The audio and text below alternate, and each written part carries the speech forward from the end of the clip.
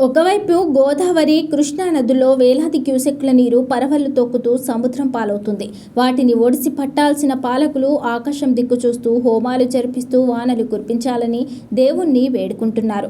ఎగువ నుంచి దుంకుతూ వస్తున్న జలాలను ఎత్తిపోసేందుకు కావలసినంత సాంకేతిక పరిజ్ఞానం ఉన్నది. ప్రాజెక్టులు, పంపులు, మోటార్లు సిద్ధంగా ఉన్నాయి. నీళ్లను పొలాలకు తరలించేందుకు కాల్వలు ఉన్నాయి. ఇలాంటి సమయంలో కావాల్సింది యాగం కాదు, స్విచ్లు నొక్కి మోటార్లు పరుగులు పెట్టించే సంకల్పం. కాంగ్రెస్ ప్రభుత్వానికి అదే లోపించింది. ఓవైపు సూపర్ ఎల్నినో భయపడుతుంటే, మరోవైపు ఈ సీజన్లో ఇప్పటికే ఒక్క ప్రాణహిత నుంచే 300 టీఎంసీలకు పైగా జలాలు వృధాగా సముద్రం పాలయ్యాయని గణాంకాలు చెబుతున్నాయి. కళ్ల ముందే అపార జలరాశి ప్రవహిస్తున్నా వాటిని ఒడిసిపట్టి మళ్లించాలని ప్రతిపక్షాలు, రైతులు నెత్తి నోరు మొత్తుకొని చెప్తున్నా రేవంత్ రెడ్డి ప్రభుత్వం పెడచెవిన పెడుతుంది. ఇన్నాళ్లు తన బాధ్యతను విస్మరించి ఇప్పుడు నాగార్జునసాగర్ తీరాన మహావరుణయాగం పేరుతో కొత్త నాటకం మొదలుపెట్టిందని విమర్శలు వెల్లువెత్తుతున్నాయి. రాష్ట్రంలో వర్షాలు సమృద్ధిగా కురవాలని, ప్రాజెక్టులు జలకలతో నిండాలని, రైతాంగం సుభిక్షంగా ఉండాలని రాష్ట్ర ప్రభుత్వం నాగార్జునసాగర్లో సోమవారం వరుణయాగం నిర్వహించింది. ప్రభుత్వం తరపున నీటిపారుదల శాఖ మంత్రి ఉత్తమ్ దంపతులు ఆది పూజతో యాగ క్రతువును ప్రారంభించగా సీఎం రేవంత్ సతీ సమేతంగా పాల్గొన్నారు. 108 మంది వేద పండితులు, 11 హోమకుండాలు, పట్టు వస్త్రాల సమర్పణ, ప్రత్యేక పూజలు, ఇలా కృష్ణానది తీరాన ఘనంగా యాగం జరిగింది.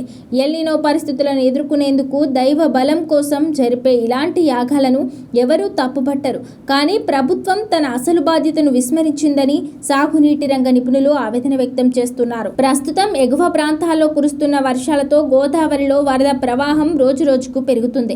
మిడ్మానేర్ జలాశయంలో ప్రస్తుతం సుమారు 22 టీఎంసీల నీరు అందుబాటులో ఉన్నదని, ఈ నీటిని కాళేశ్వరం వ్యవస్థలోని మోటార్ల ద్వారా ఎత్తిపోస్తే తెలంగాణలోని 4 లక్షల ఎకరాలకు సాగునీరు అందుతుందని వారు చెబుతున్నారు. ఎల్నినో నేపథ్యంలో వర్షాభావ పరిస్థితులు ఉంటాయని అంచనా వేయగా గోదావరి బేసిన్ మాత్రం ఆదుకున్నది.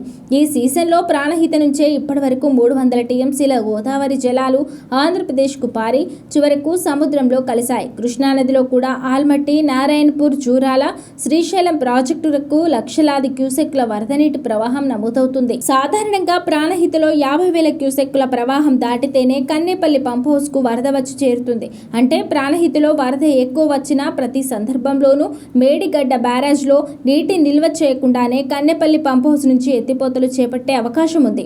అన్నారం, సుందిల రిజర్వాయర్ల పూర్తి నిల్వ సామర్థ్యం 20 టీఎంసీలు. అక్కడ పూర్తి స్థాయిని నీటి నింపకుండానే కేవలం ఎల్లంపల్లికి ఎత్తిపోసుకునే విధంగా మినిమం డ్రా డౌన్ లెవెల్ వరకు మెయింటైన్ చేస్తూ కూడా ఎత్తిపోతలు చేపట్టవచ్చు.